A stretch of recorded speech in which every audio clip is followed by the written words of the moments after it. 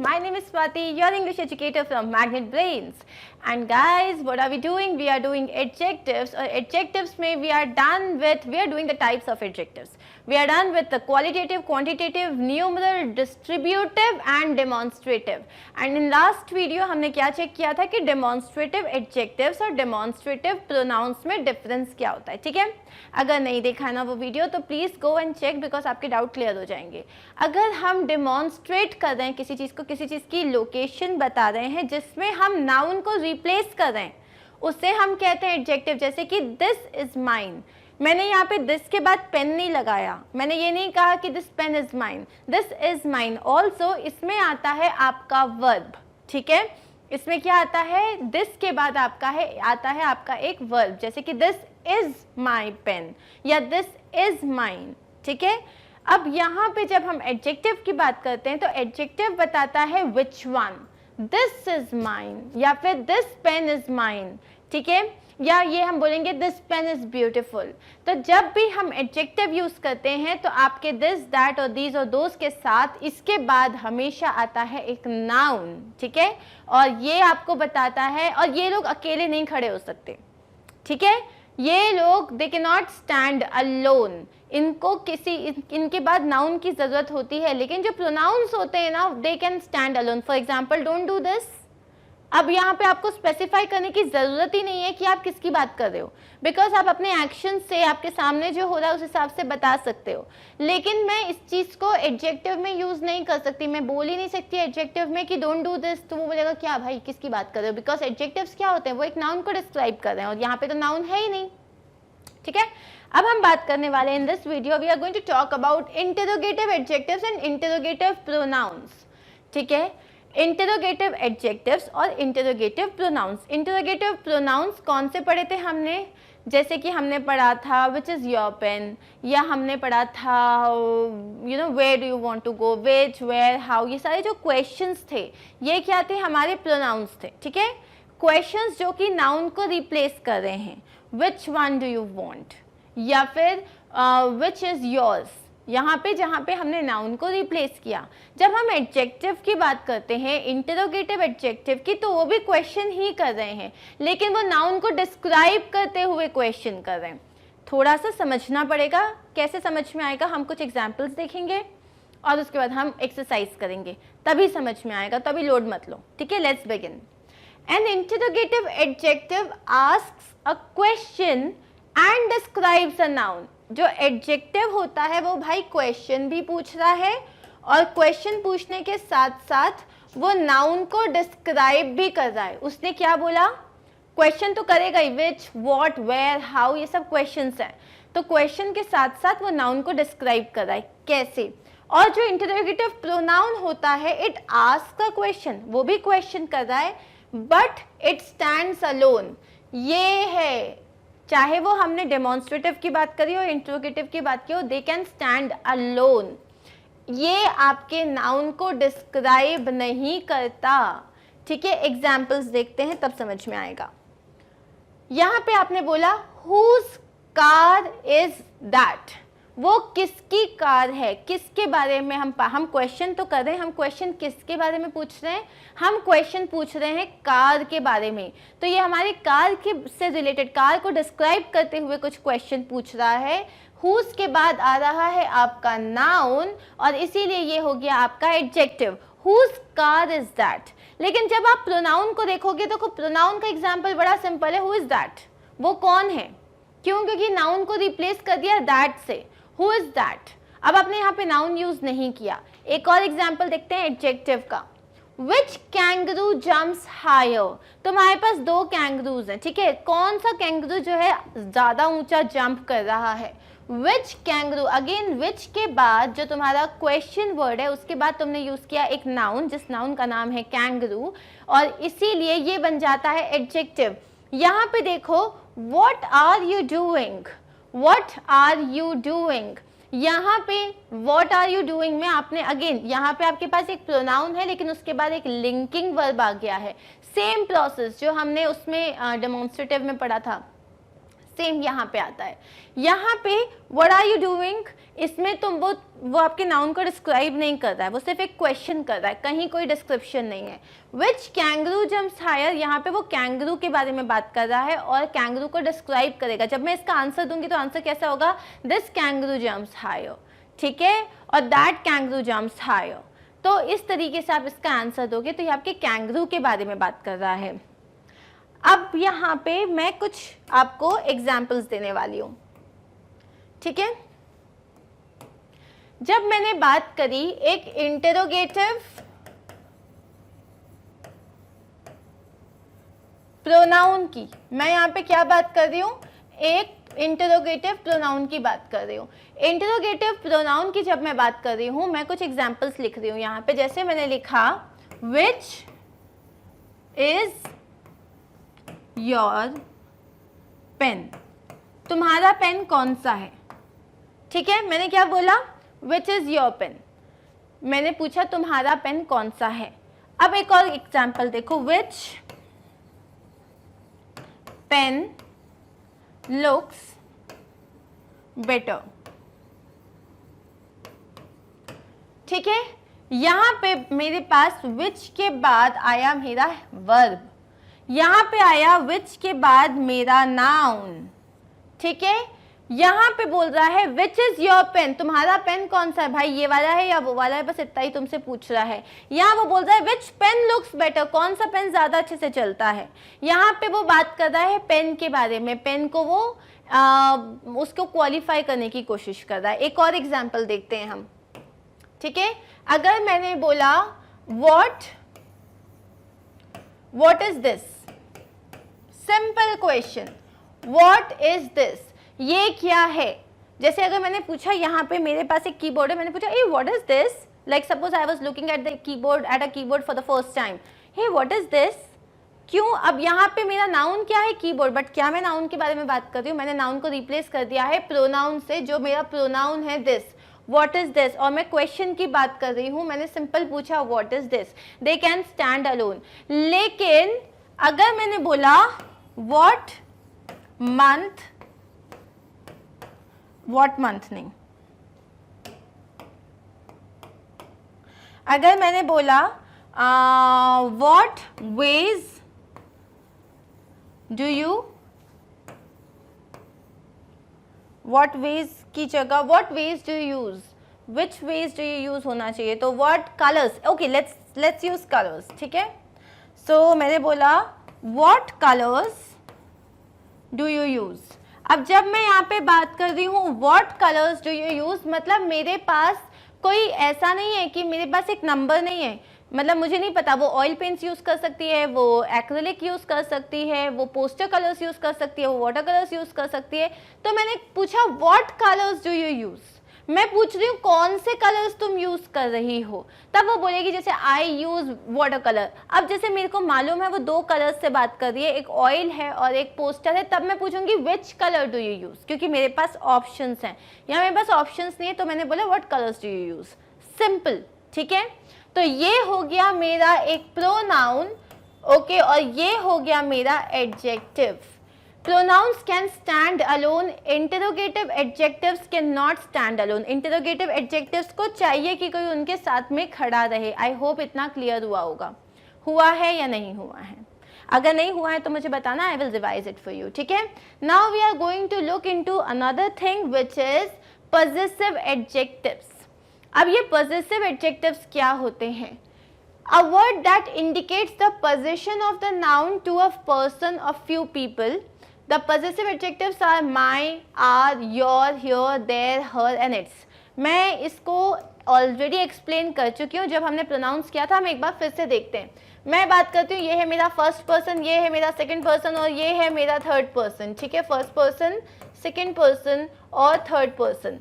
जब मैं first person की बात करती हूँ और मैं बोलती हूँ आई, सेकंड पर्सन होता है मेरा यू, थर्ड पर्सन होता है मेरा ही, शी और इट, ये हमको बहुत अच्छे से पता है। जब मैंने बोला आई की बात कर रही हूँ, जब मैं अपने फर्स्ट पर्सन की बात बोलूंगी और मैं बोलूंगी ये मेरा घर है, ये मेरा घर है, this is my house, this is my house, ये तुम्हारा घर है, दिस इज योर हाउस। ये उस लड़के का घर है, this is his house, this is her house, this is it's house. ठीक है, अब यही मान लो मैं प्लूरल की बात करती हूँ, प्लूरल क्या हो जाता है, आई का क्या हो जाता है, वी। तो मैं बोलूँगी अगर बहुत सारे लोगों की बात हो रही है, दिस इज आवर हाउस। क्या बोलूँगी मैं, दिस इज आवर हाउस बोलूँगी। यू तो यू ही रहेगा, तो ये यू आर भी सेम रहेगा। ही शी इट के साथ आ जाएगा आपके पास दे। ठीक है, सो दे की जगह यहाँ पे आ जाएगा देर। अब हम जब बात करते हैं, ये सारे, ये जो मैंने यहाँ पे लिखे हैं, ये सारे हो गए आपके पजेसिव एडजेक्टिव्स, और इन्हीं को बोलते हैं पजेसिव डिटर्मिनर। इन्हीं को, एडजेक्टिव्स का ही एक नाम होता है डिटर्मिनर। जो भी हम अभी पढ़ रहे हैं, अभी नेक्स्ट हमारा जो वीडियो बनेगा वो आर्टिकल्स और डिटर्मिनर में बनेगा, वहाँ आप ये सब रिवाइज करने वाले हो, यही है और कुछ नया नहीं है। ठीक है, सो इन्हें बोलते हैं हम पजेसिव एडजेक्टिव्स। अब जब हम पजेसिव प्रोनाउन की बात करते हैं, मैंने क्या बोला, दिस इज माई हाउस। अब हाउस नहीं आएगा तो मैंने बोला दिस इज माइन, और मैं बोलूंगी दिस इज आवर्स। योर की जगह हो जाएगा योर्स, हिज ही रहेगा, हर की जगह हो जाएगा हर्स, और इट का कुछ नहीं होगा, और देयर का हो जाएगा theirs. Check this out guys, ये सारे आपके हैं possessive pronouns. Possessive pronouns noun को रिप्लेस कर देते हैं, पजेसिव एडजेक्टिव्स नाउन को रिप्लेस नहीं करते हैं। एग्जाम्पल के लिए, ठीक है, अभी एक एग्जाम्पल देख लेते हैं हम। अगर मैंने बोला दिस इज माई हाउस, ठीक है, और दूसरी जगह मैं बोल रही हूं दिस हाउस इज माइन, दूसरी जगह मैंने बोला दिस हाउस इज माइन। अब यहाँ पे this is my house, house है नाउन, नाउन को बता रहा है कि किसका घर है, ये मेरा घर है। यहाँ पे मैंने दिस हाउस इज माइन, ठीक है, यहाँ पे जो मेरा नाउन है उसके बाद मैं बता रही हूँ ये किसका है, मैंने इसमें रिप्लेस कर दिया, this house is my house की जगह मैंने बोला दिस हाउस इज माइन। ठीक है, या मैं सिंपली बोल सकती थी, इसको भी अगर मैं हटा देती हूँ दिस इज माइन। तो जो आप वर्ड्स नाउन के पहले यूज कर रहे हो, ठीक है, ये बताने के लिए वो नाउन किसका है, पोजीशन बताने के लिए कि वो किसे बिलोंग करता है, उन वर्ड्स को हम कहते हैं पजेसिव एडजेक्टिव्स या पजेसिव डिटर्मिनर्स। ठीक है, डिटर्मिनर्स।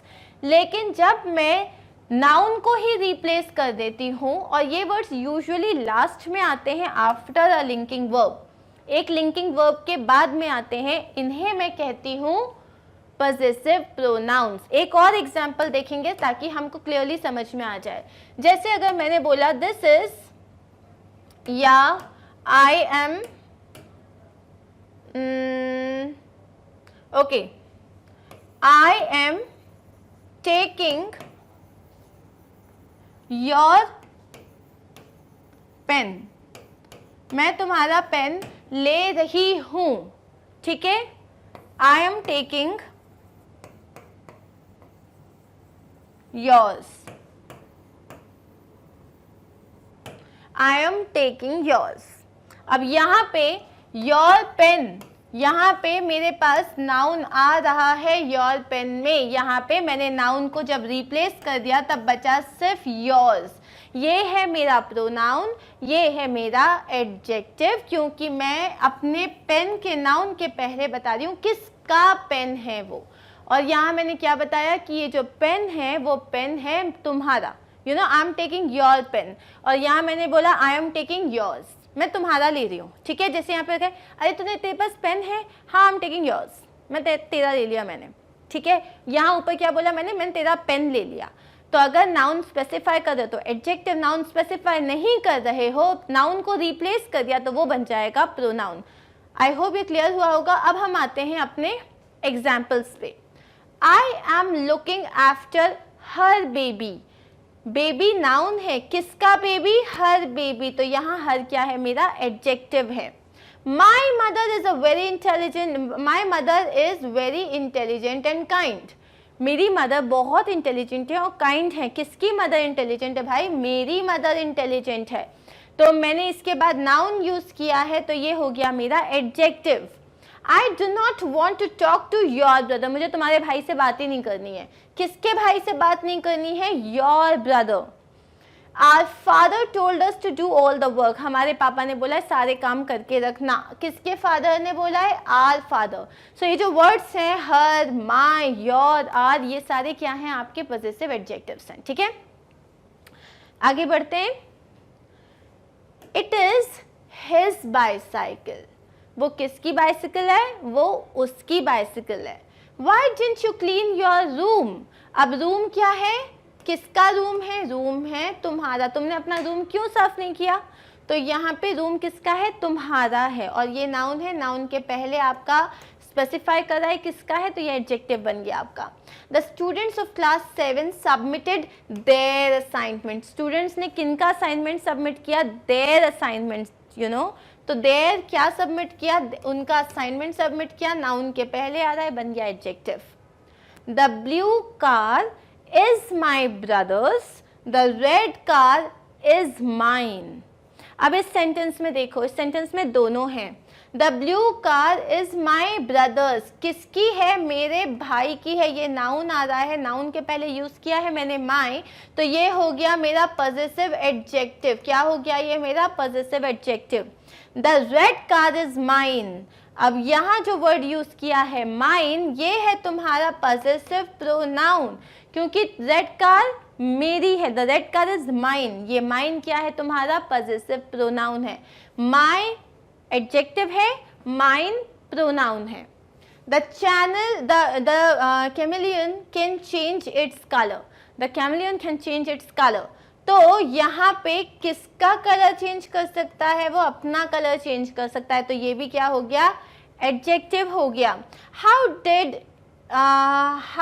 डिड क्यों आ गया भाई यहाँ पे? हाउ इज योर सिस्टर, किसकी सिस्टर के बारे में पूछ रहे हो? योर सिस्टर, तो ये भी आ गया यहाँ पे एडजेक्टिव।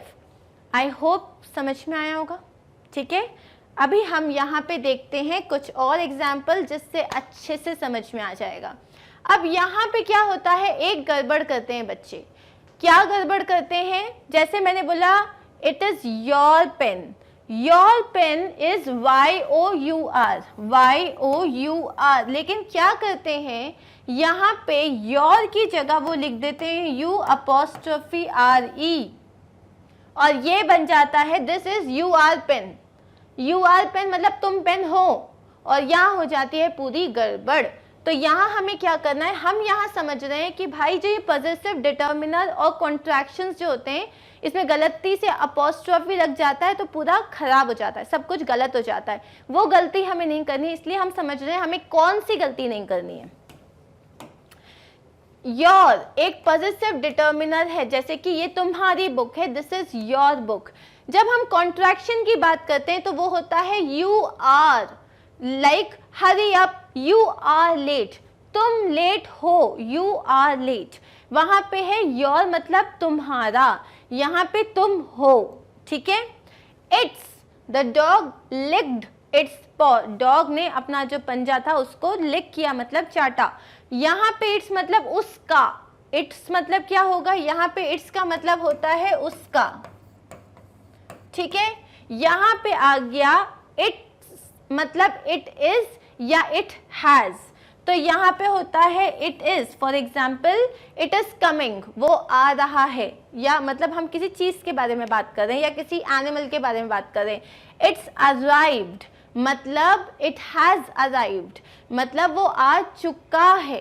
तो यहाँ पे एक का मतलब होता है इट इज और या तो होता है इट हैज। ये हमने कॉन्ट्रैक्शंस में पढ़ा था कि दोनों में ही अपॉस्ट्रोफी एस ही लगता है। एज पर द सेंटेंस आपको समझ में आता है कि आप क्या यूज कर रहे हो, आप इट इज यूज कर रहे हो या इट हैज यूज कर रहे हो। ठीक है, इतना याद रखना, जब भी इज यूज करोगे तो कभी भी ईडी नहीं आएगा, क्योंकि मतलब हम प्रेजेंट टेंस की बात कर रहे हैं। अगर यहाँ पे इट्स के बाद अगर ईडी आ रहा है आपके वर्ब में, मतलब आप जो है पास्ट यूज कर रहे हो, मतलब परफेक्ट टेंस यूज कर रहे हो, तब हैज आएगा। तो इस तरीके से यू हैव टू अंडरस्टैंड कि इट इज या इट हैज है। But what is important here कि भाई ये जो है ये एक डिटर्मिनर है, एडजेक्टिव है, और ये एक कॉन्ट्रैक्शन है, so do not confuse yourself. Third आता है देयर, THEIR, मतलब उनका, ठीक है, हम प्लूरल की बात कर रहे हैं कि ये उनका घर है, this is their house, which is their house, कौन सा उनका घर है। तो यहाँ पे देयर है, अब ये जो लिखा है अगर मान लो उसके साथ गलती से अपोस्ट्रोफी लगा दिया, ठीक है, तो वो हो जाएगा दे आर, वो घर हैं, उनका घर नहीं आ जाएगा, फिर वो हो जाएंगे वही घर है, वही लोग घर हैं। तो दे आर होता है जैसे कि दे आर वेटिंग, वो लोग वेट कर रहे हैं, ठीक है। अब यहाँ एक और जो गड़बड़ करते हैं, जो मैंने उस दिन भी वोकैबुलरी सेक्शन में लिया था, एक होता है THERE देयर, एक होता है THEIR देयर। इसका मतलब होता है वहाँ, इसका मतलब होता है वहाँ, और ये जो देयर है उसका मतलब होता है उनका, ठीक है। ये डिफरेंस है, इसको प्लीज समझो, स्पेलिंग मिस्टेक्स होती हैं वरना। देयर मतलब जैसे I am talking to their mom या I am talking to their parents, जैसे I am suppose I am the principal of some school and I am saying that I am talking to their parents, मैं उनके parents से बात कर रही हूँ, तो कौन सा आएगा, नीचे वाला आएगा। लेकिन अगर मैंने कहा मैं उनके घर, मैं वहां जा रही हूँ, I am going there, I am going there, तो वहां मतलब क्या हो जाएगा, THERE, ठीक है। आगे बढ़ते हैं, हुज, किसका, हुज मतलब होता है किसका, whose pen is this, this is my pen, ठीक है। और एक जब हम अपोस्ट्रोफी लगा देते हैं तो वो हो जाता है हु इज, ठीक है। तब वो जैसे for example who is your father और who is your best friend, तब मैं लगाऊंगी हु के बाद अपोस्ट्रोफी एस। अदरवाइज यहाँ पे ये जैसे मुझे लिखना है never go to a doctor whose office is not clean, कभी भी ऐसे डॉक्टर के पास नहीं जाना चाहिए जिसका ऑफिस क्लीन नहीं हो। तो जिसका ऑफिस क्लीन नहीं हो, whose office is not clean, अगर मैंने यहाँ पे अपोस्ट्रोफी लगा दिया तो हु इज ऑफिस ऐसा हो जाएगा, तो कि पूरा का पूरा गलत हो जाएगा, ठीक है। तो ये कॉन्ट्रैक्शन में और डिटर्मिनर में ये डिफरेंस होता है, ये you have to understand. Now as promised, I am going to start with some idioms today. Before I start this, let me tell you what are idioms. Idioms जो है ये हमारी creative writing, figure of speech का एक part होता है, बहुत important part होता है। बेसिकली idioms जो होते हैं ये ग्रुप ऑफ वर्ड्स होते हैं, जैसे कि मैंने बोला sick as a dog, मतलब तुम्हारी, अब यहाँ पे sick as a dog, या मैंने बोला यहाँ पे raining cats and dogs, तो ऊपर से cats और dogs टपक नहीं रहे पानी की जगह, ये नहीं कि अब कैच किया तो एक डॉग आ गया, ये कैच किया तो एक कैट आ गई, ऐसा कुछ नहीं हो रहा है। यहाँ इस चीज़ का मतलब क्या है, इस चीज़ का मतलब है कि ये ग्रुप ऑफ वर्ड्स होते हैं जिनका एक्चुअल मीनिंग नहीं होता, हाँ, लेकिन इनमें एक छुपा हुआ मीनिंग होता है, उन्हें कहते हैं हम ईडियम्स। क्या होते हैं ईडियम्स? जिनमें एक हिडन मीनिंग होता है, जिनमें कोई भी डायरेक्ट मीनिंग नहीं होता, उन्हें कहते हैं हम ईडियम्स। अब ईडियम्स क्यों यूज़ होते हैं? क्योंकि ईडियम्स आपकी जो आपकी कोई आपने स्टोरी लिखी या आपकी कोई भी राइटिंग को बहुत क्रिएटिव बना देते हैं।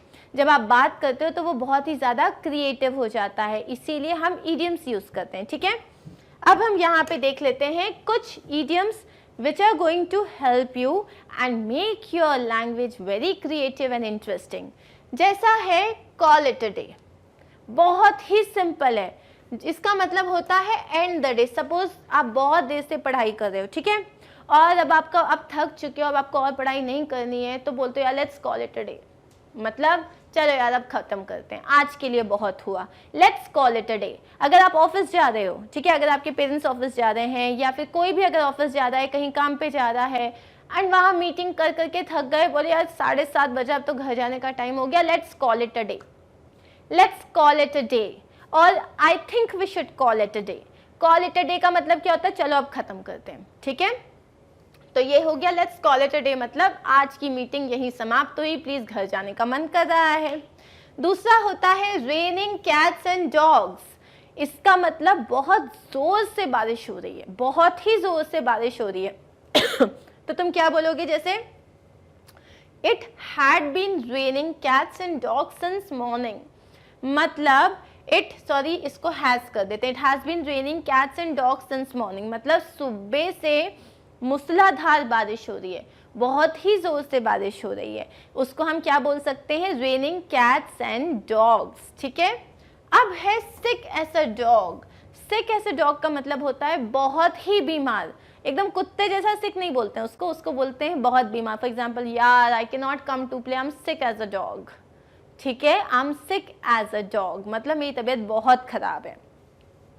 आई have been sick as a dog for 2 days now, मतलब 2 दिन से मेरी कुत्ते जैसी तबीयत खराब है। तो ये basically simply you will say I am sick as a dog. Another one is in vain, मतलब useless, total, without any result. In vain मतलब क्या यार, मेरे सारे एफर्ट्स वेंट इन वेन, मतलब मैंने इतनी मेहनत करी और मैम ने होमवर्क कॉपी चेक ही नहीं करी। होता है ना कभी कभी ऐसा कि आपने इतना काम किया उसके बाद भी मैम ने होमवर्क कॉपी चेक ही नहीं करी, तो मेरे तो सारे एफर्ट्स वेन में चले गए ना। जिस दिन होमवर्क नहीं करो उस दिन मैम पक्का देखती है, और जिस दिन करो उस दिन बोलती नहीं मैं कल देखूंगी। All my efforts went in vain मतलब पूरे जो है पानी में चले गए। अब है यहाँ पे the best of both worlds. The best of both worlds मतलब to enjoy 2 different opportunities at the same time. तो तुम ये चाह रहे हो कि तुमको है ना खेलने को भी मिल जाए और तुम्हें बहुत अच्छे मार्क्स भी मिल जाए। ठीक है, तो यार ये दोनों चीज़ें तो पॉसिबल नहीं है, किसी चीज़ में तो थोड़ा नेगोशिएट करना पड़ेगा। You can not get the best of both world's. या सपोज तुमने मस्त पढ़ाई करी, तुमने मस्त खेला, खूब खेला, पढ़ाई तो की नहीं, और 10th में बोला कि भाई तुम्हारे एग्जाम्स जो हैं वो नहीं होंगे, तुम्हारे ऑब्जेक्टिव्स होंगे, and you got the best of both world's. खेला भी, साल भर पढ़ाई भी नहीं करी, एग्जाम भी नहीं देना पड़ा। ठीक है, one can not have the best of both worlds मतलब हर किसी को ये नहीं होता हमेशा कि ये भी अच्छा मिल जाए वो भी अच्छा मिल जाए। अब ये एक सिंपल सी बात है, जैसे मम्मा ने बोला ना कि नहीं, मतलब जैसे तुमने बोला कि मम्मा एक काम करता हूँ, मैं 2 घंटे खेल के आ जाता हूँ और उसके बाद मुझे बर्थडे पार्टी में जाना है। मम्मी बोलेगी बेटा या तो 2 घंटे खेल के आ जाओ या तो बर्थडे पार्टी में चले जाओ। You can not have the best of both world's. ठीक है, एक और है आई to I. C eye to आई, इसका मतलब कि आप दोनों एक दूसरे की बात समझ रहे हो, मान रहे हो, अग्री कर रहे हो। जैसे कि you know me and like my daughter and I we see eye to eye, मतलब हम सारी बातों को अग्री करते हैं। But my brother and I we don't see eye to eye, मतलब हम कोई एक दूसरे की बात से अग्री ही नहीं करते, वो बोलेगा हाँ तो मैं बोलूँगी नहीं। ठीक है, एक और example, the 2 brothers do not see eye to eye, मतलब जो दोनों भाई है वो लोग, उनकी बनती ही नहीं है आपस में। अब है स्पीक ऑफ द डेविल, ये बहुत ही सिंपल सा है, मतलब शैतान का नाम लो और शैतान हाजिर। ठीक है, basically person you are talking about actually appears that moment, मतलब आप इसकी बात कर रहे हो वो अचानक से आपके सामने प्रकट हो गया। तो speak of the devil and the devil is here. तो जैसे कोई किसी की बात कर रहा है ना तो बोलना speak of the devil and the devil is here, मतलब शैतान का नाम लिया और शैतान हाजिर। ठीक है, तो इसका मतलब ये नहीं होता कि वो शैतान है, जस्ट वी से दिस व्हाई, क्योंकि वो अचानक से सामने आ जाता है, हम उससे की बात कर रहे थे। So that's it guys, that's it for today. In this video, we are sorted with interrogative pronouns and possessive interrogative adjectives, possessive adjectives and possessive pronouns. What is the difference and how to deal with them? So I hope you got this clear. In our next video, we are going to have some exercises and we are going to continue with adjectives. So, और आज हम करने जा रहे हैं adjectives, right. सो adjectives में हमने अभी टाइप्स ऑफ एडजेक्टिव्स हम पढ़ रहे हैं। अगर आपने पुरानी वाली वीडियोस देखी हैं और अगर नहीं देखी हैं तो पहले देखो। ठीक है, first go and watch those videos. We are dealing with types of adjectives where we have done qualitative adjectives, quantitative adjectives, numeral adjectives, distributive, demonstrative, possessive, interrogative. भाई ये सब हम फिनिश कर चुके हैं। Now we are going to deal with some more adjectives, और ये सारे एडजेक्टिव्स जो हैं आपको लगेगा अरे ये एडजेक्टिव है, अरे इसको नाम दिया हुआ है, मतलब these are very easy, trust me these are very easy. The only thing is we have to understand how to identify those adjectives. ठीक है, the first adjective that we are going to start with today is proper adjectives. अब ये बोलोगे यार ये proper adjectives क्या होता है? अगर मैंने कोई नाम लिया जैसे कि इंडिया, इंडिया, ओके, इंडिया का खाना को क्या बोलेंगे अपन? Indian food. हो, इंडियन पता है क्या है? इंडियन प्रॉपर एडजेक्टिव है। ओ मेरे पास ना इटली के शूज हैं, ओ इटालियन शूज। अब ये जो वर्ड इटालियन है ना, ये है प्रॉपर एडजेक्टिव। कितना डिफिकल्ट था ना, बस यही है proper adjectives. Let's see the definition, guys. Proper adjective is a word that modifies nouns and pronouns and is formed from a proper noun. Proper adjectives वो होते हैं जो नाउन या प्रोनाउन को मॉडिफाई करते हैं, और ये कहाँ से बनते हैं, किससे बनते हैं, ये प्रॉपर नाउन से बनते हैं। ठीक है, एग्जाम्पल्स देखते हैं। जैसे पहले हम देख लेते हैं, थोड़ा और रीड कर लेते हैं। अ proper noun is the specific name use for any person, place और थिंग। ये हमें पता है। जैसे अगर मैंने कंट्री बोला, कंट्री एक कॉमन नाउन होता है, लेकिन अगर मैंने बोला इंडिया, तो इंडिया क्या हो गया, इंडिया हो गया एक प्रॉपर नाउन। ठीक है, proper adjectives typically look like their original proper nouns but have some sort of alternative ending in order to make them adjectives. इसको मैं नॉर्मल लैंग्वेज में बताऊं तो प्रॉपर एडजेक्टिव्स जो होते हैं ना, वो प्रॉपर नाउन जैसे ही दिखते हैं, बस लास्ट में ना सफिक्स लगा होता है, मतलब एक दो लेटर्स लगते हैं जिसकी वजह से वो जो है वो प्रॉपर एडजेक्टिव्स जैसे लगने लग जाते हैं। ठीक है, एग्जाम्पल्स देखते हैं। अमेरिका एक प्रॉपर नाउन है, येस और नो, येस।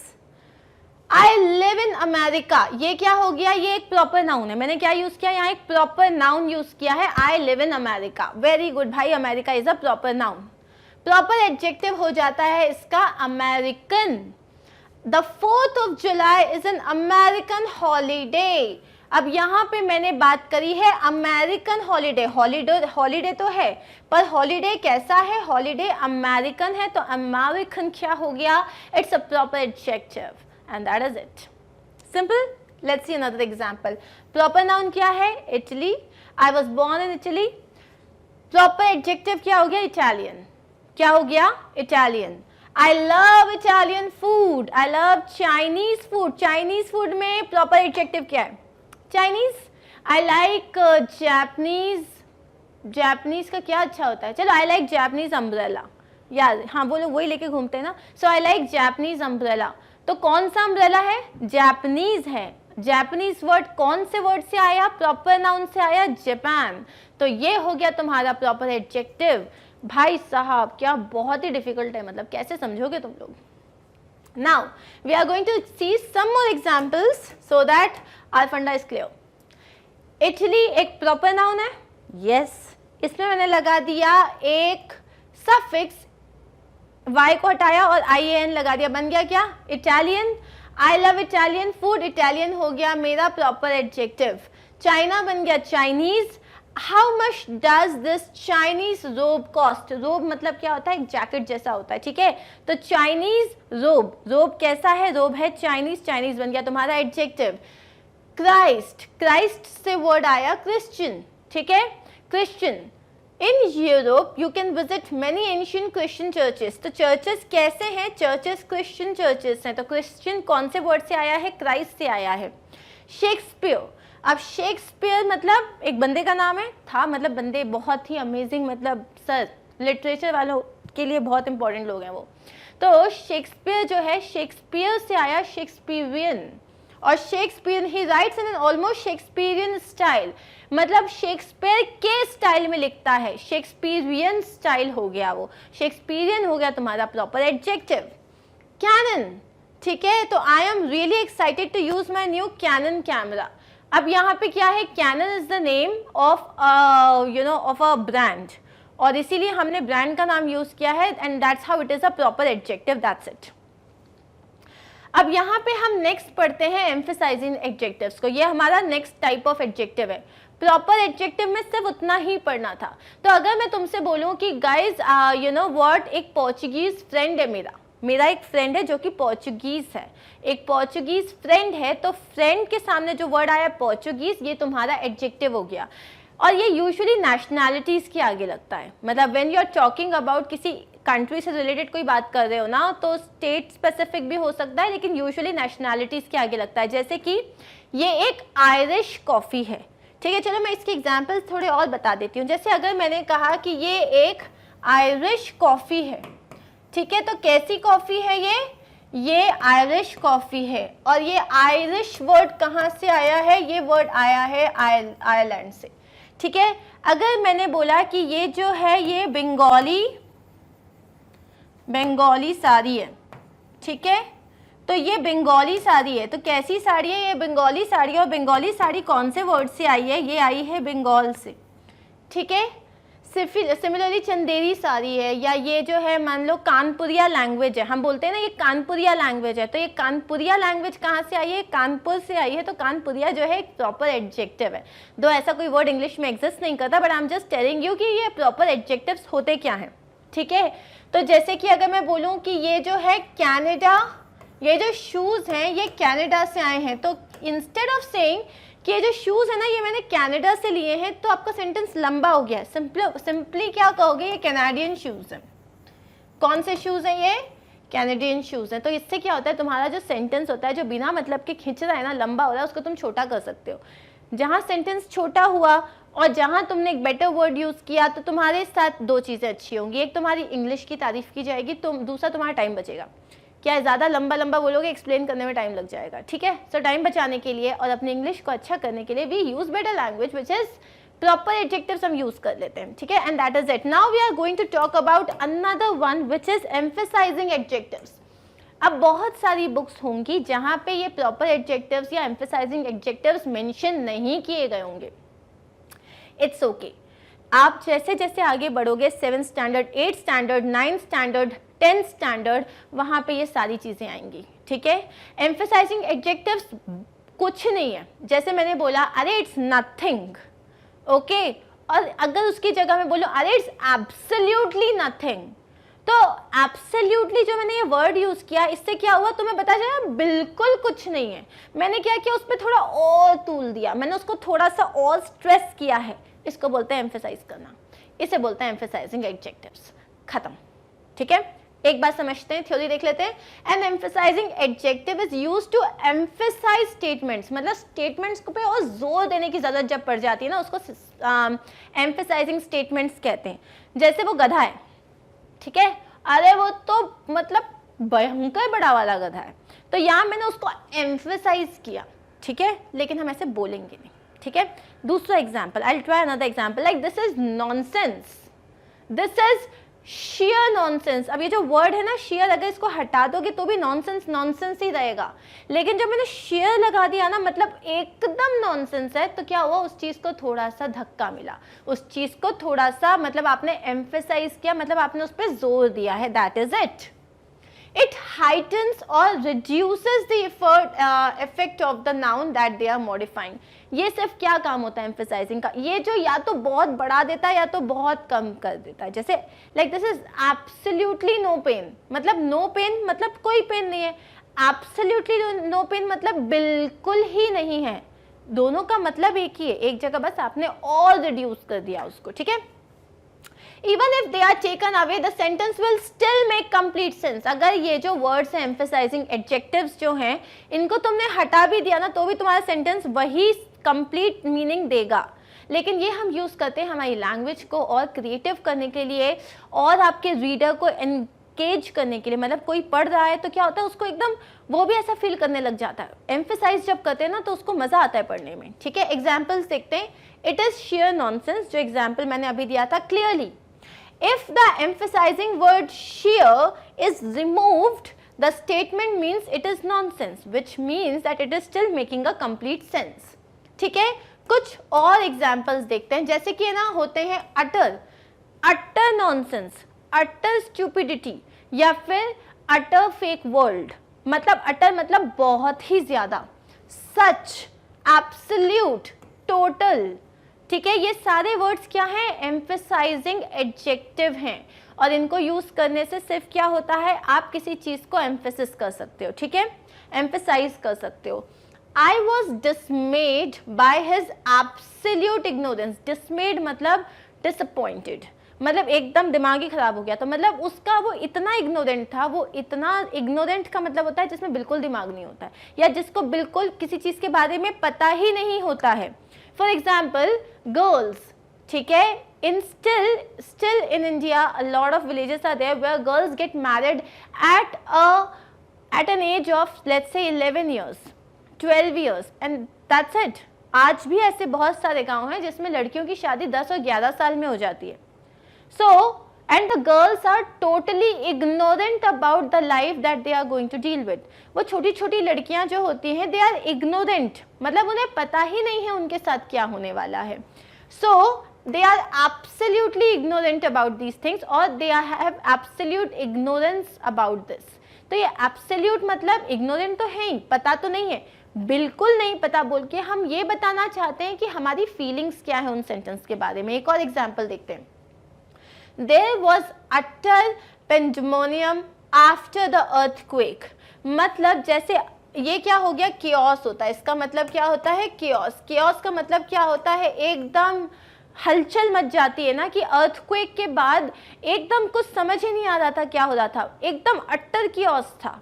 मतलब हर चीज आपके पल्ले नहीं पड़ रही थी, किसी को समझ नहीं आ रहा था कहाँ जाना है, क्या करना है, कैसे करना है. utter मतलब बहुत ही ज्यादा. This is the same book that I wanted to buy. This is the same book that I wanted to buy. अब भाई तुमने अगर ये भी बोला कि this is the book I wanted to buy, इसका मतलब मेरे को यही बुक खरीदनी थी. अरे ये वही बुक है जो मुझे खरीदनी थी.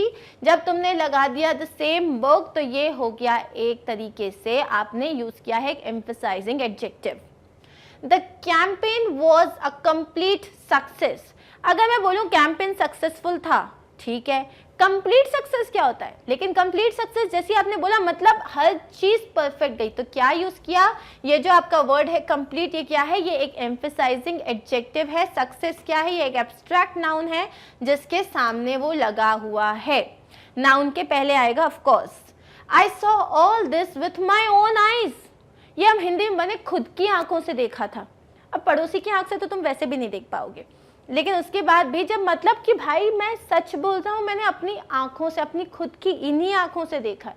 कभी कभी लोग और एम्फेसाइज करते हैं, मूवीज में देखा होगा, मैंने खुद की इन्हीं 2 आंखों से देखा है. मतलब अच्छा तुम्हारी खुद की आंखें ये दोनों के अलावा भी कोई है, पता नहीं था. लेकिन ये क्या हुआ, आप एम्फेसाइज करो कि मैं सच बोल रहा हूँ, मेरी बात पे विश्वास करो, इसीलिए हमने माई ओन आईज, मेरी खुद की आंखें. कितना अच्छा होता ना, आप पड़ोसी की भी आंखों से देख लेते, इसकी भी उसकी भी सबकी आंखों से देख लेते हैं. खैर, so these are your emphasising adjectives. This is the same man who was disturbing the meeting. जैसे कि अरे यही था वो आदमी जो पूरी मीटिंग को डिस्टर्ब कर रहा था. This is the same man. अब यहाँ पे अगर तुम सेम नहीं भी लगाओगे तो भी this is the man who was disturbing the meeting. लेकिन जब तुमने सेम लगाया ना, तो यही था, इसी के कारण हुआ था, पूरा मीटिंग जो डिस्टर्ब हुआ था ना, इसी के कारण हुआ था. तो सेम क्या है यहाँ पे, एक एम्फेसाइजिंग एडजेक्टिव है. माइंड योर ओन बिजनेस, अपना काम देखो.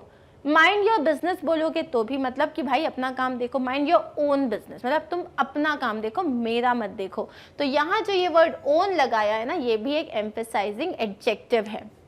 After the accident there was an utter confusion on the road. जब एक्सीडेंट हो गया उसके बाद क्या हुआ, सारी गाड़ियां आ गई, ट्रैफिक जैम हो गया, लोग आके देखने लग गए कि एक्सीडेंट में कौन हुआ, किसको हुआ, कितनी लगी, वीडियो शूट करने लग गए, जो आजकल नया ट्रेंड है. तो क्या हुआ, एक कंफ्यूजन तो हुआ. कैसा कंफ्यूजन हुआ, अटर कंफ्यूजन हो गया. और अटर क्या है, तुम्हारा एम्फेसाइजिंग एडजेक्टिव है. Ramesh was impressed by her complete honesty. What can you tell me, क्या है इसमें. रमेश वॉज सरप्राइज्ड और impressed by her complete honesty.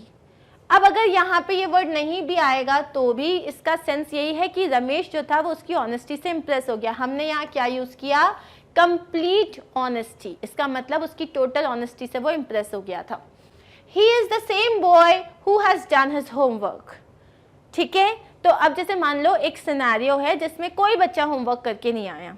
ठीक है, एक ही बच्चे ने होमवर्क किया है और बाद में क्लास में कुछ प्रॉब्लम हुई और सारे बच्चों को पनिशमेंट मिल गया. मैम ने बोला इसको पनिशमेंट मत दो. He is the same boy जिसने होमवर्क किया है. कौन सा बॉय है, ये सेम बॉय है. तो मैम जो है उस चीज को एम्फेसाइज कर रही है and that is why this is an emphasising adjective. I hope you have understood कि एम्फेसाइजिंग एडजेक्टिव क्या है. जो मैंने खुद ने अपने हाथों से यहाँ पे लिख के गोले बना बना के समझाया है ना, उन्हीं को एम्फेसाइजिंग एडजेक्टिव्स कहते हैं. ओके, खुद के हाथों से, पड़ोसी के हाथों से नहीं किया है मैंने. I hope you understood this much. ठीक है, so now what we are going to do is we are going to look at 2 very common emphasising adjectives. एक होता है वेरी और ओन, मैंने अभी सेंटेंस यूज किया था two very common adjectives, two common adjectives भी है लेकिन मैंने क्या यूज किया, वेरी कॉमन, बहुत ही कॉमन एडजेक्टिव्स हैं। तो ये होता है एक वेरी और एक होता है ओन, जो लोग बहुत ज्यादा यूज करते हैं। For example this is my own doing, ये मेरी खुद की गलती है, ठीक है। अगर मैं बोलूंगी दिस इज माई डूइंग तो भी मतलब तो सेम ही रहेगा। I saw him with my own eyes, पड़ोसी के नहीं। This was the very toy that my child wanted, अरे ये तो वही टॉय था जो मेरे बच्चे को चाहिए था। This was the very toy that my child wanted. Mind your own business, why don't you come on your own bike, तुम अपनी बाइक से क्यों नहीं आते। This is the very car my son wanted, यही वो कार थी जो मेरे बेटे को चाहिए थी। So all these words own, very, own, own, very, ये क्या, ये बहुत ही कॉमन एम्फेसाइजिंग एडजेक्टिव्स हैं। इसके अलावा एब्सोल्यूट, शेयर, कंप्लीट, ये सारे वर्ड्स, अटर, ये भी आपके बहुत कॉमन एम्फेसाइजिंग एडजेक्टिव्स हैं, ठीक है। अब आते हैं हम हमारे 10th एडजेक्टिव पे, जो है पार्टिसिपल एडजेक्टिव। अब ये पार्टिसिपल एडजेक्टिव है ना, ये आपको कंफ्यूज करेगा थोड़ा सा, क्योंकि जब हम वर्ब्स पढ़ेंगे तो वर्ब्स में आता है ईडी फॉर्म और आईएनजी, लेकिन लाइक वर्कड, बोर्ड, ये सब हमें लगता है यार ये तो वर्ब है, क्रिया है, ये एडजेक्टिव कैसे हो सकती है, लेकिन ये हो सकती है। जब तुम सेंटेंस समझोगे तो तुम्हें समझ में आ जाएगा। तो हम इसको देख लेते हैं। These are hard to distinguish because they often look like verbs, past participles and other adjectives. क्या होता है, ये समझने में थोड़ी मुश्किल हो जाती है। क्यों? क्योंकि ये तो verb जैसे लगते हैं, specially past participle। past participle क्या होता है मैं एक बार बता देती हूँ। जैसे verbs जो होते हैं आपकी कोई भी जो आपका काम होता है ना, इसके 3 फॉर्म्स होते हैं, जो हम अभी आने वाले verbs में पढ़ेंगे, बहुत अच्छे से पढ़ेंगे। तो अगर अभी कंफ्यूजन हो ना तो भी चिल करना, ठीक है। और सिमिलरली गाइस, जिनको भी ये जो हम एडजेक्टिव्स पढ़ रहे हैं इनमें कोई भी कंफ्यूजन है तो प्लीज डू नॉट वरी, इन सब में ये सब कुछ हम पढ़ने वाले हैं वापस डिटर्मिनर्स में, जिसमें हम एक्सरसाइजेस ज्यादा करेंगे, एग्जाम्पल्स ज्यादा देखेंगे, ठीक है। नेक्स्ट वीडियो उसी का रहेगा। अब है वर्ब्स के 3 फॉर्म होते हैं। एक होता है आपका, इसको हम फर्स्ट फॉर्म बोल दो, सेकेंड फॉर्म बोल दो और थर्ड फॉर्म बोल दो। बेसिकली एक आता है आपका प्रेजेंट फॉर्म, ठीक है, एक आता है आपका पास्ट फॉर्म और एक आता है आपका पास्ट पार्टिसिपल फॉर्म। इसको पीपी लिख देती हूँ मैं। अब इसको ना ऐसे तो लगेगा ये क्या बोल रही हो मैम। अब मैं एक और एग्जांपल देती हूँ, जैसे क्लीन, ये हो गया फर्स्ट फॉर्म, क्लीन्ड ये हो गया सेकेंड फॉर्म और थर्ड फॉर्म भी हो जाएगा क्लीन्ड। बेसिकली जब ना हम बोलते हैं ना I have my room is clean, I have cleaned my room, या फिर break, broke, broken, I want to break this cup, the cup, I broke this cup, the cup was broken और the cup had like you know the cup has been broken already. तो यहाँ पे जो 3 form use की ना, break, broke, broken, ठीक है, या फिर clean, cleaned, cleaned, happen, happened, happened, ये ना वर्ब के 3 फॉर्म होते हैं जो हम आगे बहुत अच्छे से समझेंगे और जितने भी कॉमन वर्ब्स हैं वो सब समझेंगे। अभी बस इतना समझो कि जो पास्ट पार्टिसिपल फॉर्म होता है ना, या तो वो en के फॉर्म में होता है, जैसे कि ब्रोकन बोला मैंने जिसमें लास्ट में en आता है, या तो ed आता है जैसे कंप्लीटेड, ठीक है, जैसे कि कंप्लीटेड। तो क्या होते हैं ये जो en और ed फॉर्म होते हैं, या तो ing, जैसे मैं बोलूँगी स्लीपिंग, ठीक है, स्लीपिंग, ये जो फॉर्म्स होते हैं ना, यहाँ पे हम इन्हीं की बात करने वाले हैं पार्टिसिपल एडजेक्टिव्स में, ठीक है। जो पार्टिसिपल्स होते हैं वो 2 टाइप के होते हैं। प्रेजेंट पार्टिसिपल, जब मैं प्रेजेंट पार्टिसिपल की बात करूं जो कि ing से होता है खत्म, जैसे कि मैंने तुम्हें सेंटेंस बताया, आई एम टॉकिंग, मैं बात कर रही हूं, मतलब मैं प्रेजेंट में कर रही हूं। एंड पास्ट पार्टिसिपल होता है जो कि ed में एंड होता है, जैसे आई हैव कंप्लीटेड, मैंने खत्म कर दिया, हो गया, पास्ट में चला गया। ये होते हैं 2 पार्टिसिपल्स होते हैं। हम अभी क्या पढ़ते हैं, हम पार्टिसिपल एडजेक्टिव पढ़ रहे हैं, जिसमें हमें 2 चीज़ पढ़नी है, एक वर्ड जिसके लास्ट में ing आता है और एक वर्ड जिसके लास्ट में ed आता है। यूजुअली ये वर्ब जैसे लगते हैं, लेकिन ये एडजेक्टिव कैसे होंगे वो हम यहाँ पे देखते हैं, ठीक है। मैं एग्जाम्पल्स के साथ एक्सप्लेन कर रही हूँ। I read N inspiring story about a great person. जैसे कि मान लो मैंने महात्मा गांधी के बारे में एक बहुत ही इंस्पायरिंग सी स्टोरी पढ़ी। मैंने क्या पढ़ा, पहले तो ये बताओ। मैंने पढ़ा स्टोरी, जो कि मेरा नाउन है। क्या पढ़ा मैंने स्टोरी पढ़ी। स्टोरी कैसी थी? स्टोरी इंस्पायरिंग थी। स्टोरी कैसी थी? स्टोरी इंस्पायरिंग थी। लास्ट में क्या आ रहा है? आईएनजी। क्या बन गया? पार्टिसिपल एडजेक्टिव बन गया। ठीक है, एक और एग्जाम्पल देखते हैं। We really had an exciting journey last week. Last week हमारी जर्नी कैसी थी? लास्ट वीक क्या थी? जर्नी थी। जर्नी क्या है? नाउन है। जर्नी कैसी थी? एक्साइटिंग जर्नी थी। लास्ट में क्या आ रहा है? आईएनजी। क्या बन गया ये? Participle adjective. ठीक है, another example, the children do not like boring stories. Children को बोरिंग स्टोरीज बिल्कुल अच्छी नहीं लगती है। क्या अच्छी नहीं लगती? स्टोरीज। स्टोरीज क्या है? हमारा नाउन। कैसी स्टोरीज अच्छी नहीं लगती? बोरिंग स्टोरीज अच्छी नहीं लगती। लास्ट में क्या आ रहा है? आईएनजी। और ये बता रहा है कैसी स्टोरी, स्टोरी के बारे में बता रहा है, डिस्क्राइब कर रहा है स्टोरी को। तो ये क्या बन गया? हमारा एडजेक्टिव बन गया, participle adjective. It is quite embarrassing to stay here any further. It's quite embarrassing. कैसा है ये? embarrassing है। To stay, ये आ गया आपका नाउन जो है स्टे करना। to stay हो गया नाउन फ्रेज। तो यहाँ क्या बोल रहा है? कैसा है स्टे करना? कैसा है? embarrassing है। embarrassing मतलब जिसमें आपको शर्म आने लग जाती है, या ऑड लग रहा है, मुझे अनकंफर्टेबल सा लग रहा है, तो ये भी आपका आईएनजी फॉर्म में है। तो ये हो गया आपका पार्टिसिपल एडजेक्टिव। अब इसमें सिर्फ एक ही चीज़ समझनी है एडजेक्टिव में। अगर नाउन के बारे में कोई भी बात हो रही है, नाउन को कोई भी वर्ड डिस्क्राइब कर रहा है, वो एडजेक्टिव होता है। कोई भी वर्ड, बस अलग अलग तरीके के नाम होते हैं उसको। कभी बोलोगे पॉजेसिव, कभी डिस्ट्रीब्यूटिव, कभी डेमोन्स्ट्रेटिव या पार्टिसिपल बोलोगे। कोई भी वर्ड अगर नाउन को डिस्क्राइब कर रहा है तब हम उसको एडजेक्टिव कहते हैं। यहाँ जितने भी वर्ड्स है, स्टोरी है, स्टोरी कैसी है? इंस्पायरिंग है, एडजेक्टिव हो गया। जर्नी तो है, जर्नी कैसी है? एक्साइटिंग जर्नी है, तो एडजेक्टिव हो गया। स्टोरीज है, स्टोरीज कैसी? Boring stories. और स्टे करना है, स्टे कैसा हो रहा है? एम्बैरेसिंग स्टे हो रहा है। तो ये सब क्या हो जाएगा? ये सब हो जाएगा आपका एडजेक्टिव। ये होंगे present participle form of adjective. Present participle form of adjective. ठीक है, अब हम देखते हैं जहां पे लास्ट में ईडी आता है वो कैसे रहता है। I find him always in a relaxed mood. उसका मूड कैसा होता है? उसका मूड होता है रिलैक्स्ड। कैसा होता है उसका मूड?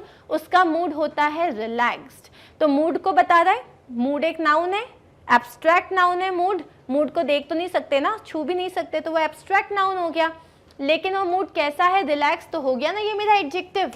और क्योंकि इसमें लास्ट में ईडी आ रहा है तो हम इसको पार्टिसिपल एडजेक्टिव कह देंगे। एक और देखो, we are happy to see this computerised library. अब इसमें दो एडजेक्टिव हैं। एक तो बता रहा है तुम कैसे हो, तुम हैप्पी हो। एक बता रहा है कि लाइब्रेरी कैसी है, लाइब्रेरी कंप्यूटराइज्ड है।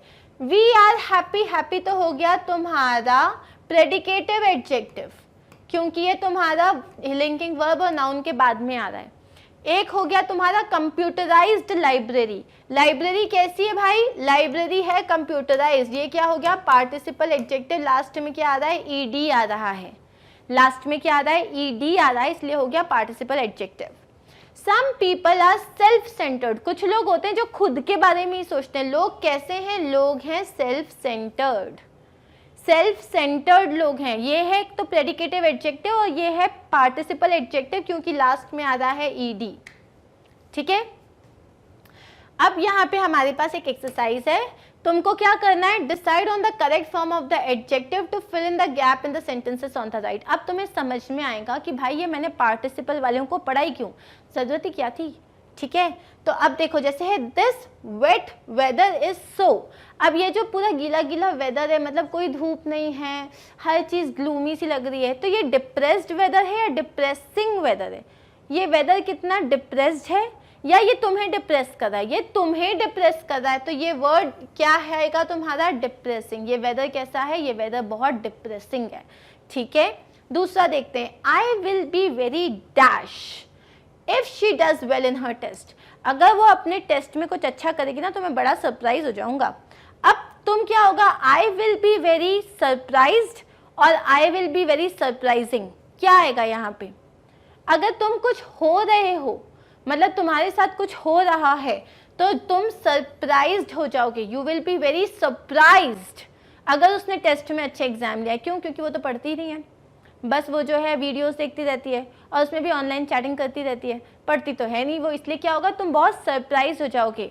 अगर मुझे सरप्राइजिंग यूज करना होता तो तुम बोलते you know it will be very surprising for me, लेकिन यहाँ पे हम एडजेक्टिव यूज कर रहे हैं, हम वर्ब नहीं यूज कर रहे हैं, तब हम यहाँ पे as per the sentence I will be very surprised लिखेंगे। ठीक है, एक और देखते हैं, my new job is extremely tired और टायरिंग। अब देखो इसके दो मतलब निकल रहे हैं। माई न्यू जॉब, मेरी न्यू जॉब बहुत ज़्यादा थकी हुई है या थकाने वाली है। ठीक है, मेरी न्यू जॉब बहुत थकी हुई है या थकाने वाली है, तो यहाँ आएगा मेरी न्यू जॉब बहुत ही थकाने वाली है, my new job is very tiring. ठीक है, नेक्स्ट देखते हैं, I come home extremely dash at the end of each day. जब भी मैं घर से लास्ट में आता हूँ तो मैं बहुत ज़्यादा थका हुआ होता हूँ या थका देने वाला होता हूँ। जब भी मैं दिन भर का काम करके घर आता हूँ तो क्या मैं थका हुआ आता हूँ या मैं थका देने वाला आता हूँ? ठीक है, तो मैं कैसा आता हूँ? मैं थका हुआ आता हूँ, टायर्ड आता हूँ, टायरिंग नहीं आता हूँ। मैं कैसा आता हूँ? मैं टायर्ड आता हूँ। एक और देखते हैं, he is such a dash person, he never wants to go out. बाप रे, वो कितना सैड आदमी, कितना बोरिंग आदमी। अरे यार, मैंने आंसर बता दिया। बेसिकली मैं ये नहीं बोलती हूँ वो बोर्ड पर्सन है, नहीं, बोर्ड पर्सन है मतलब उसको मैंने बोर कर दिया, वो बोरिंग पर्सन है मतलब उसने मुझे बोर कर दिया। प्लीज समझो इस बात को, तो यहाँ क्या आएगा? बोरिंग आ जाएगा। ठीक है, I am dash, I have no idea what to do. अब मैं बहुत ही ज़्यादा परेशान हूँ, मुझे नहीं पता मुझे क्या करना है। मैं कंफ्यूज्ड हूँ या मैं कंफ्यूज कर रहा हूँ। आई एम कंफ्यूजिंग मतलब मैं कंफ्यूज कर रहा हूँ, आई एम कंफ्यूज मतलब मैं कंफ्यूज्ड हूँ, तो यहाँ पे क्या आएगा? I am confuse. तो तुम्हारी स्टेट क्या है? तुम अभी कंफ्यूज्ड हो, तो ये हो गया तुम्हारा एडजेक्टिव यहाँ पे। ठीक है, हम देखते हैं next question, did you hear the dash news about the accident. अभी जो न्यूज आई तुमने वो देखी, वो न्यूज कैसी थी? शॉक्ड न्यूज थी, मतलब वो न्यूज अपने आप में शॉक हो गई, या शॉकिंग न्यूज थी जो तुम्हें शॉक कर रही है? कैसी थी? शॉकिंग न्यूज थी, क्योंकि वो न्यूज तुमको शॉक कर रही है, न्यूज खुद ही शॉक नहीं हो गई, ओ माय गॉड मुझे कौन पढ़ रहा है ना? आई am not very dash in sport. अब मैं स्पोर्ट में बहुत ज़्यादा इंटरेस्टिंग नहीं हूँ, मतलब स्पोर्ट मुझे इंटरेस्टिंग नहीं मानता, या मैं इंटरेस्टेड नहीं हूँ मतलब मुझे बहुत ज़्यादा मज़ा नहीं आता, तो I am not very interested in sport. I did not find his joke very amuse, मतलब एकदम ओ माई गॉड, ओ वाओ, ऐसा। ठीक है, तो मुझे उसका जोक अम्यूजिंग नहीं लगा या अम्यूज्ड नहीं लगा। अम्यूज्ड बोलोगे तो जोक खुद ही सरप्राइज हो गया, ठीक है, या जोक जो था वो खुद ही एकदम एंटरटेन हो गया। जोक नहीं हुआ ना, तुम जोक से ज्यादा अम्यूजिंग फील नहीं किया तुमने, तो I did not find his joke very amusing and that is the answer. ठीक है, these are our answer guys. I hope you are clear with this. क्या पढ़ा हमने पढ़ा है एम्फेसाइजिंग एडजेक्टिव्स। ठीक है, सो प्रॉपर एडजेक्टिव्स पढ़ लिए और एम्फेसाइजिंग एडजेक्टिव्स पढ़ लिए। समझ आया? अगर कोई डाउट होता है तो please mention it in the comment box and I am going to clear your doubts. और अब टाइम होता है हमारे वोकैबुलरी टाइम का, राइट? आज हम वोकैबुलरी टाइम में डिस्कस करने वाले हैं प्रोवर्ब्स। प्रोवर्ब्स जो है ये हमारे लिए एक पूरा ग्रामर का एक प्रॉपर टॉपिक है जो कि पार्ट्स ऑफ स्पीच में ही आता है।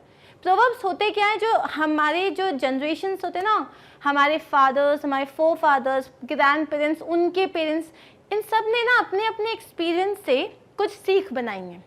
उन सीख को उन्होंने हमें बताया, जैसे कि हम बोलते हैं ना कि you know what is the point, don't cry over spilled milk, मतलब जो हो गया वो हो गया, उसमें रोने की क्या बात है। अब ये एक सीख है, इसमें आपके लिए एक टीचिंग है, और ये टीचिंग कहाँ से आई है? उनके एक्सपीरियंस से आई है। जब उन्होंने रियलाइज़ किया कि भैया ऐसे करने का कोई मतलब नहीं है, तो उन्होंने हमको वो चीज़ बताई। उसी तरीके से हर चमकती हुई चीज़ सोना नहीं होती। ये सब हमने हिंदी में बहुत सुने हैं, ठीक है, मुहावरे कहते हैं इनको। सो बेसिकली हम ना अपनी इंग्लिश की ये जो क्लास है इसकी वोकैबुलरी टाइम में आज हम 5 प्रोवर्ब्स पढ़ने वाले हैं। लेकिन जब आप अपने सेंटेंसेस में, जब आप किसी से बात कर रहे हो, आप ऐसे लिख रहे हो, आप अगर किसी मान लो कोई लेटर लिख रहे हो और अगर आपने उसमें अपने ये प्रोवर्ब्स यूज़ किए ना, तो आपके जो राइटिंग वर्क है उसमें बहुत वेटेज आ जाता है एंड आपको जो मार्क्स है ना वो बहुत अमेजिंग तरीके से मिलते हैं। आप अपने एसेज, पैराग्राफ्स जो है, अगर आप किसी प्रोवर्ब को यूज़ करते हुए स्टार्ट करते हो तो भी आपको बहुत ज़्यादा उसका वेटेज मिलता है। सो हम स्टार्ट करने वाले हैं 5 proverbs. The first proverb that we have here is an empty vessel makes much noise. Hindi में बोलते हैं खाली बर्तन ज़्यादा आवाज़ करते हैं, मतलब जिसमें कुछ होता नहीं है ना वही कुछ ज़्यादा ही बातें करते हैं। जैसे कि एग्जाम्पल, इसका मतलब क्या होता है, फुलिश और stupid people are the most talkative. इसका मतलब बोलते हैं कि जिसको पता नहीं है कुछ लेकिन हर चीज़ में ज्ञान देना है, बिना मतलब के बातें करनी है। तो फुलिश और स्टूपिड पीपल जो होते हैं ना वो सबसे ज़्यादा बिना मतलब की बात करते हैं। तो यहाँ पे इसको आप क्या बोलते हैं, example, I suspect Amy is not very smart. मुझे लगता है वो ज़्यादा स्मार्ट नहीं है। शी चैटर्स कॉन्स्टेंटली, वो पूरे टाइम कुछ ना कुछ बोलती रहती है। एंड एज दे से मतलब जैसे कि लोग बोलते हैं, ठीक है। Empty vessels make the most sound. Empty vessels make the most sound, जिनके अंदर कुछ नहीं होता है ना, जो खोखले होते हैं अंदर से, वही सबसे ज़्यादा आवाज़ करते हैं। तो ये एक बहुत अमेजिंग सा प्रोवर्ब है जो आप अपनी डेली लाइफ में यूज़ करते हो। Oh come on, she started again. You know what they say? Empty vessels make much sound. Say this, you know, you will be at a different level altogether. और इसको हम use कर सकते हैं हमारे पॉलिटिशियंस के लिए। इसको हम यूज़ करते हैं जैसे कोई ने आपको ना बोले, अरे मैं ये कर दूंगा और मैं वो कर दूंगा और मैं ये कर दूंगा, किया कुछ नहीं। You can say that empty vessels they sound make much sound. Okay, अब है second proverb, all good things come to an end. मतलब कोई भी चीज़ कितनी भी अच्छी हो ख़त्म हो ही जाती है। Good experience eventually come to an end. आपने मान लो कोई जर्नी स्टार्ट करी, आप अपनी पूरी फैमिली के साथ जो हो मालदीव्स घूमने गए हो या सिंगापुर घूमने गए हो या आप कश्मीर घूमने गए हो, लेकिन वो जर्नी एक दिन ख़त्म हो ही जाएगी। All good things come to an end. All good things come to an end. अब इसको कैसे यूज़ करोगे? Suppose you went out for a picnic, ठीक है, अपने पूरे फ्रेंड्स के साथ, and now you are going back home. You will say यार I am going to miss this time, but all good things come to an end. सारी चीज़ें ख़त्म हो ही जाती हैं। Another example, I was so sad to graduate from college and separate from my friends. जब college over हो गया मैं इतना सैड हो गया कि यार कॉलेज ख़त्म हो गया, मुझे अपने फ्रेंड्स से अलग होना पड़ेगा। But I have to realise, लेकिन मुझे समझना पड़ेगा that all good things come to an end, कि यार अच्छी चीज़ें, हर अच्छी चीज़ ख़त्म हो ही जाती है। Next is all is well that ends well.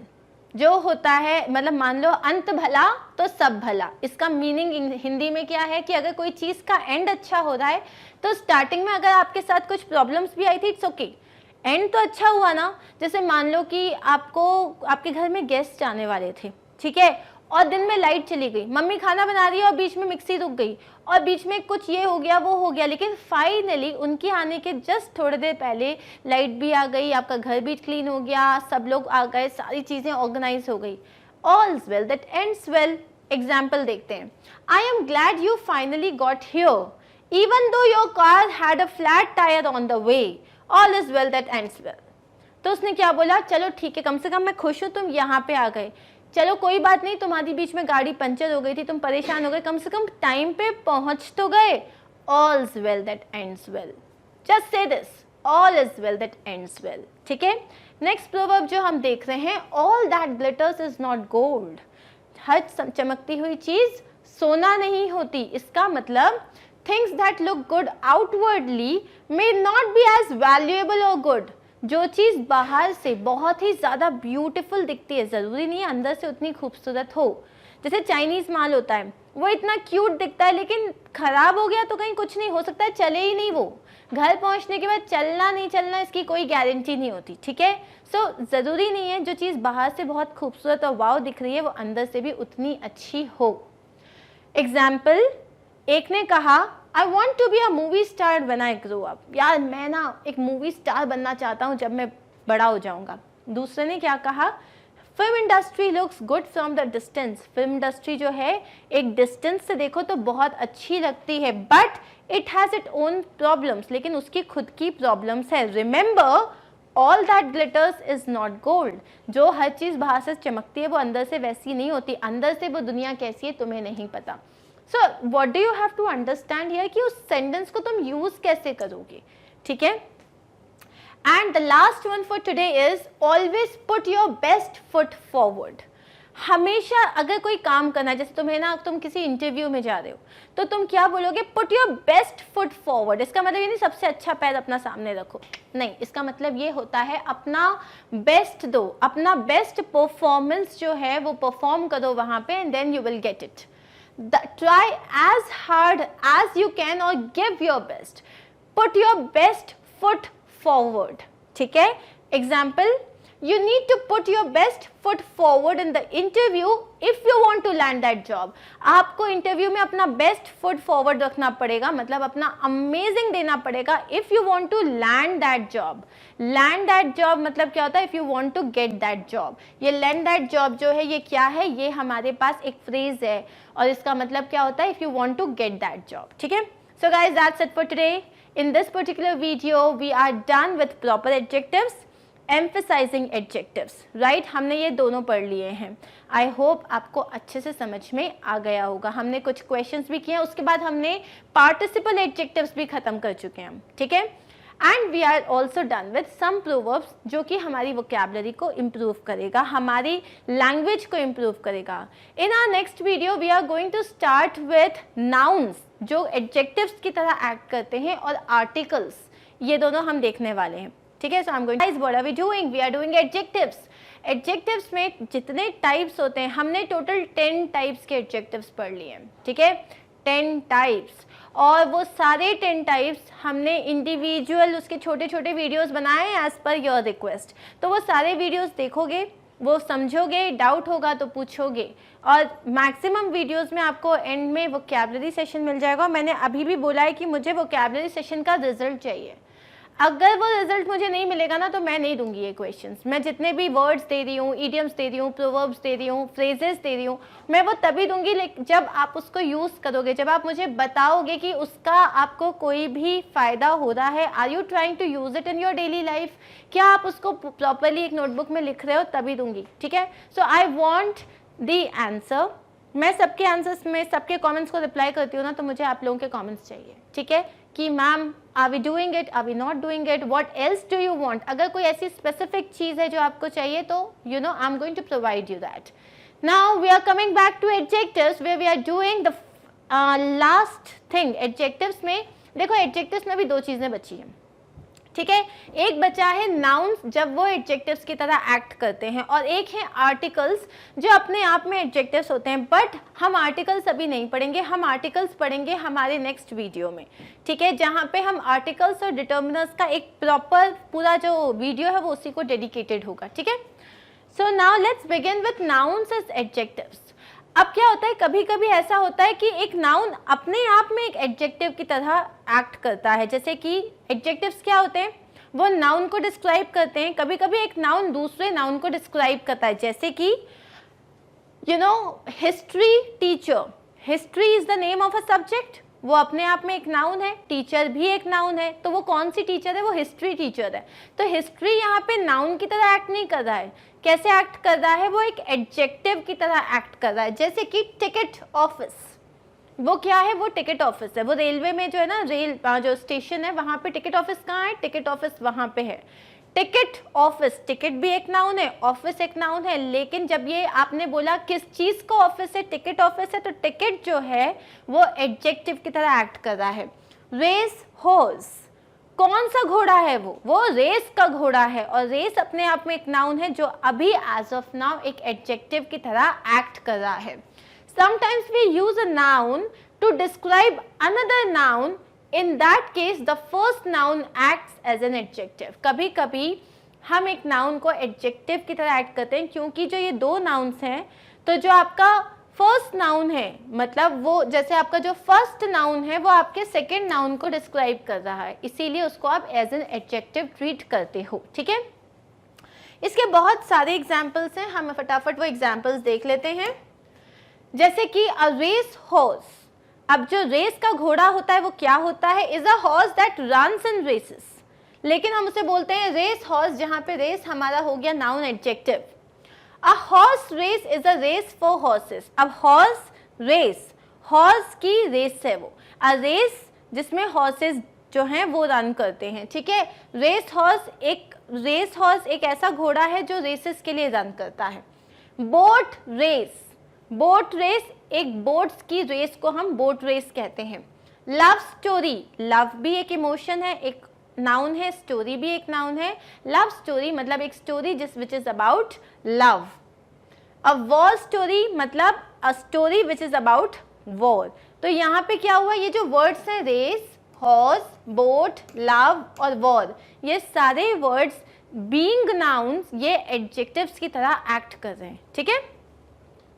जैसे हमारे पास और एग्जाम्पल है टेनिस बॉल, तो tennis is the name of a game, noun हुआ, लेकिन यहाँ पे वो उस बॉल को डिस्क्राइब कर रहा है। वो बॉल कौन सी है, वो एक टेनिस की बॉल है, तो टेनिस क्या हो गया हमारा adjective. Tennis shoes, similarly shoes कौन से हैं, टेनिस शूज हैं, टेनिस हो गया एडजेक्टिव। कंप्यूटर एग्जीबिशन, एग्जीबिशन तो था लेकिन एग्जीबिशन किस चीज का था, एग्जीबिशन कंप्यूटर का था, तो कंप्यूटर जो कि अपने आप में एक कॉन्क्रीट नाउन है, अब वो हो गया एक एडजेक्टिव। अब बाइसिकल शॉप, शॉप किसकी है, बाइसिकल की है, bicycle is a thing, again it's a concrete noun, लेकिन अब हो गया वो adjective. The noun as adjective is singular, noun as adjective जैसे दो चीजें हैं, तो ये नहीं कि अपन ने आर लिख दिया, बाइसिकल शॉप है तो बाइसिकल शॉप इज ही रहेगा, तो उसको हम हमेशा सिंगुलर वे में ही लिखते हैं, ठीक है। अब यहाँ पे आपके पास एक एक्सरसाइज है, तुम्हें मुझे बस इतना बताना है कि कौन से नाउन्स हैं जो एडजेक्टिव्स की तरह एक्ट कर रहे हैं। I am not going to do anything right now, I am going to stand here, I am going to give you some time so that you can pause the video, so pause the video, look at all the sentences और मुझे बताओ, मैं सिर्फ first बताऊंगी, ठीक है। I am going to help you only with the first question.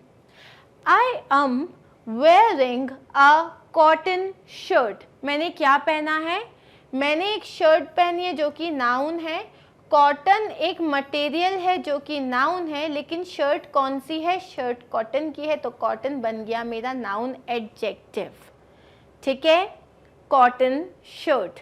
अब आपको मुझे बताना है बाकी के सेंटेंसेस के बारे में, सो pause the video and let's move ahead, ठीक है। Let's look at the answers guys. So shirt कौन सी है, शर्ट कॉटन की है, कॉटन दो अपने आप में एक मटेरियल है, अब यहाँ बन गया वो एक adjective. My neighbour is the tax collector in town, मेरे जो नेबर हैं वो कौन है, मेरे नेबर टैक्स कलेक्टर हैं। अब यहाँ पे कलेक्टर एक नाम है, एक पोजीशन है, नाउन हो गया, टैक्स भी एक नाउन है, तो यहाँ पे जो टैक्स है वो एक एडजेक्टिव की तरह एक्ट कर रहा है फॉर द वर्ड कलेक्टर, ठीक है। Bill brought his father's parrot to class today, किसका पैरेट लेके आए थे, वो अपने फादर का पैरेट लेके आए थे, तो यहाँ फादर कैसे एक्ट कर रहा है, फादर जो है वो एक नाउन है जो कि एडजेक्टिव की तरह एक्ट कर रहा है। I would not enjoy working as a dog warden, मुझे नहीं लगता मैं डॉग वार्डन की तरह एंजॉय कर पाऊंगा, तो वार्डन जो है ये एक नाउन है और डॉग जो है वो भी एक नाउन है, पर यहाँ पे डॉग एक्ट कर रहा है as an adjective. The Maine coast is a beautiful place to vacation for vacation, let's say for vacation, ठीक है। तो मतलब अब मेन जो है is the name of a place, coast भी is like a name of a place, लेकिन जब साथ में यूज किया तो मेन बन गया आपका एडजेक्टिव, ठीक है। The school bus was late today, ये बहुत सिंपल एग्जाम्पल है, हम ऑलमोस्ट एवरी डे ये वर्ड यूज किया करते थे, ठीक है। The school bus was late today, किसकी बस लेट थी आज, स्कूल की बस, स्कूल अपने आप में नाउन है बट यहाँ पे क्या हो गया, वो एडजेक्टिव हो गया। अब कुछ और क्वेश्चंस देखते हैं जो मैं नहीं करूंगी, एज ऑलवेज आप ही करने वाले हो। Pause the video and then I am going to show you the answers, ठीक है। दिखाऊं, let's begin. Police department has 4 new cars. हमारा जो पुलिस डिपार्टमेंट है उसके पास 4 नई कार्स हैं। किस डिपार्टमेंट के पास? पुलिस डिपार्टमेंट के पास। दोनों नाउन है लेकिन पुलिस अब क्या बन गया? Adjective. In this summer I like to walk around the golf course. Summer में मुझे कहाँ टहलना अच्छा लगता है? गोल्फ कोर्स में।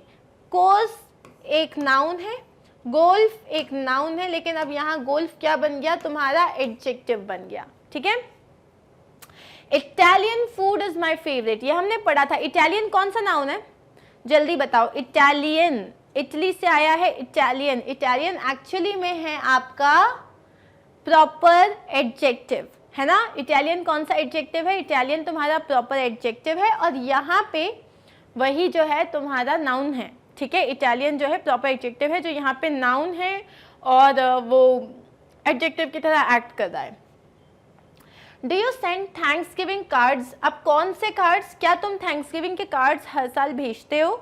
तो थैंक्स गिविंग जो है, जैसे हमारे यहाँ बहुत सारे फेस्टिवल्स होते हैं, वैसे ही Thanksgiving is a very important day for all the foreign countries, जहाँ पे वो एक दूसरे को like they are very happy and they celebrate that day. They share gifts, they share cards and everything.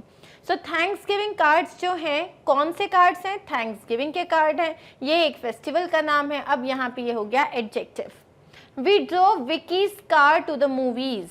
किसकी कार? विकी की car. Vicky actually में proper noun है लेकिन यहाँ पे एक एडजेक्टिव बन गया है। They planted a beautiful flower garden in the park. उन्होंने कौन सा गार्डन पार्क किया है? उन्होंने फ्लावर गार्डन जो है वो पूरा प्लांट किया है। तो फ्लावर दो इट्स अ नाउन, यहाँ बन गया वो एडजेक्टिव। ठीक है। So I hope we are clear with this. Now we are going to start with order of adjectives. ठीक है। Order of adjectives, it's a very important topic.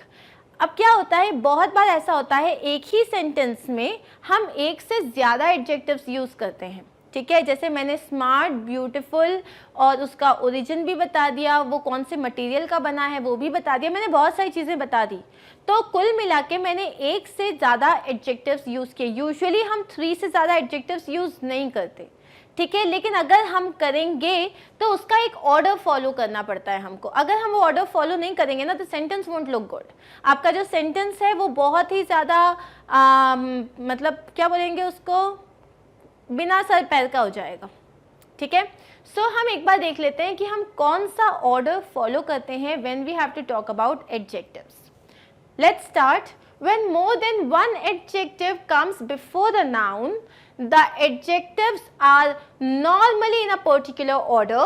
Here is the order that we generally follow. ठीक है। सबसे पहला आता है आपका determiner, जो कि होता है a, n और the, या तो a, n या the। तो अब मैंने जैसे मान लो बोल दिया सबसे पहले आएगा डिटर्मिनर a, n और the। जैसे a blue cap, a blue and white cap, या a blue Italian cap। यहाँ पे जब मैंने बोला a blue Italian cap, तो यहाँ पे मैंने क्या बोला है? सबसे पहले हमेशा मेरा डिटर्मिनर आएगा। तो ये हो गया, पहला आ गया डिटर्मिनर। सेकंड आता है आपका ओपिनियन। आप क्या सोचते हो उस चीज़ के बारे में? क्या वो प्रिटी है, क्या वो हॉरिबल है, क्या वो लवली है, क्या सोचते हो आप उसके बारे में? ठीक है। सेकंड वो चीज़ आ जाती है। थर्ड आपका आता है साइज। ठीक है। A pretty huge house, a pretty huge house, a beautiful huge house. तो पहले तो तुम उसकी क्वालिटी बताओगे, फिर उसका साइज बताओगे, साइज के बाद आता है age. A huge old round house. तो तुमने क्या बोला? पहले साइज बोला, साइज के बाद तुम उसका एज बताओगे, जैसे ओल्ड है, यंग है, न्यू है। उसके बाद तुम आ जाओगे उसके शेप पे, जैसे राउंड है, स्क्वायर है, ट्रायंगुलर है। तो जैसे मान लो यहाँ जो लिखा हुआ है, मुझे अगर वही यूज करना है तो मैं क्या बोलूँगी? A lovely big old round house, a lovely big old round house.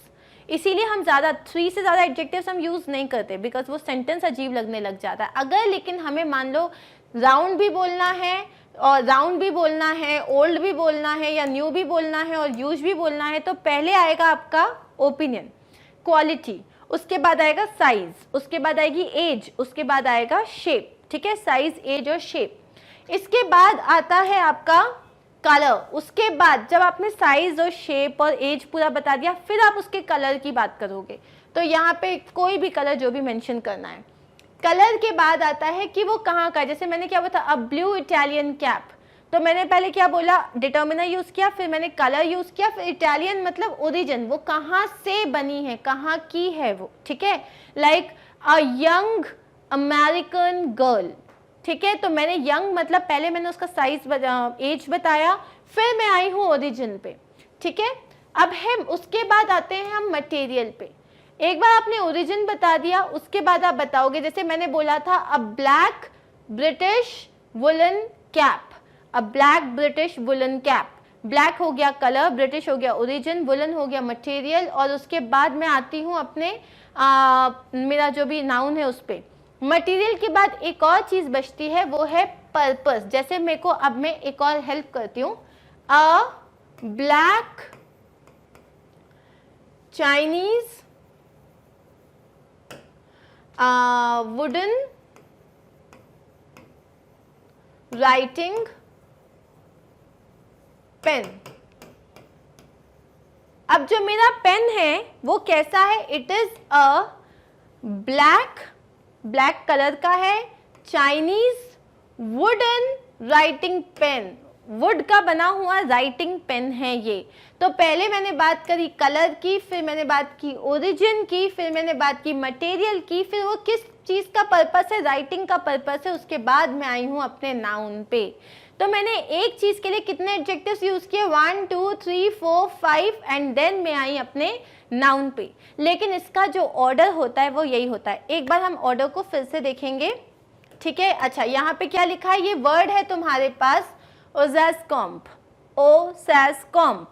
ये जो वर्ड है ना, ये बहुत इंपॉर्टेंट है। तुमने जो भी लिखा हुआ है ना, तो ओ से क्या आ जाता है, हमने जो डिस्कस किया था, सबसे पहले आता है ओ से ओपिनियन, फिर साइज, फिर एज, फिर शेप, फिर कलर, फिर ओरिजिन, उसके बाद एम से मटेरियल और पी से पर्पस। तो ये सारी चीज़ें जो हैं, ये ओसेस्कॉम्प अगर याद कर लोगे तो तुमको पूरा ऑर्डर याद करने में हेल्प हो जाएगी। एंड स्टार्ट किससे होता है, डिटर्मिनर से, जो मैंने पहले ही बता दिया था, ठीक है।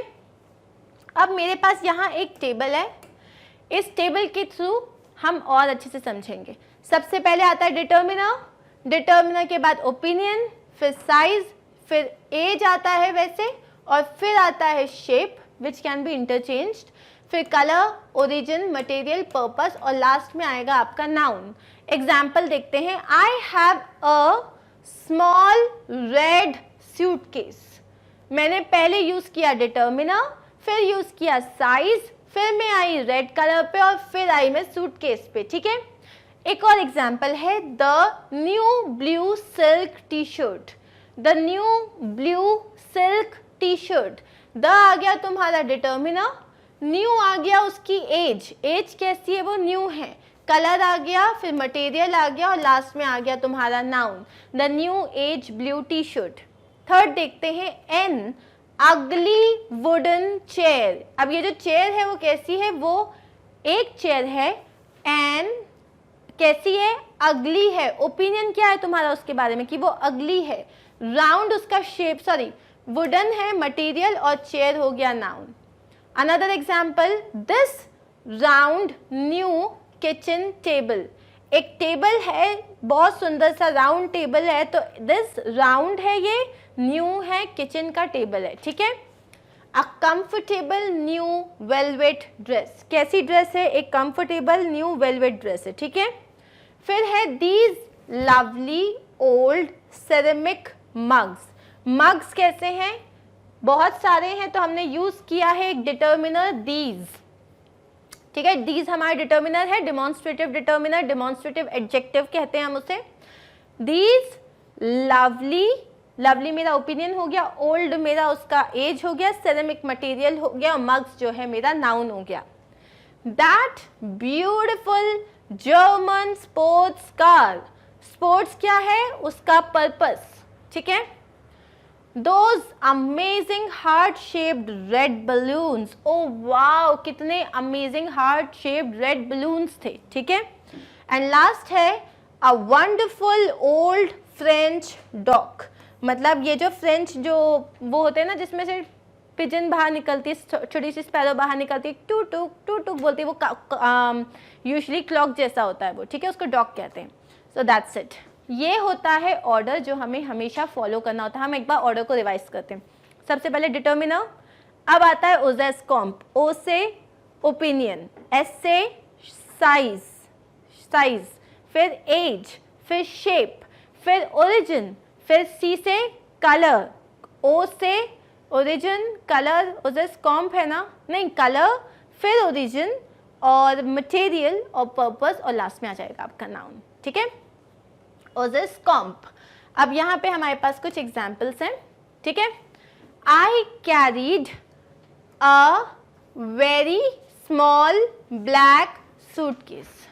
क्या है डिटर्मिनर, वेरी क्या हो गया तुम्हारा ओपिनियन, कितना, बहुत ही ज्यादा छोटा है, स्मॉल हो गया साइज, ब्लैक हो गया कलर, सूटकेस हो गया noun. They have some old French paintings. Some जो है ये तुम्हारा क्या है, एडजेक्टिव है ना. कौन सा एडजेक्टिव है ये, इनडेफिनिट एडजेक्टिव है. तुम्हें नहीं पता कितना नंबर है, तो सम क्या है, एक इनडेफिनिट एडजेक्टिव है. ओल्ड, एज आ गई, फ्रेंच, ओरिजिन आ गया, नाउन हो गया paintings. She was wearing a new red silk dress.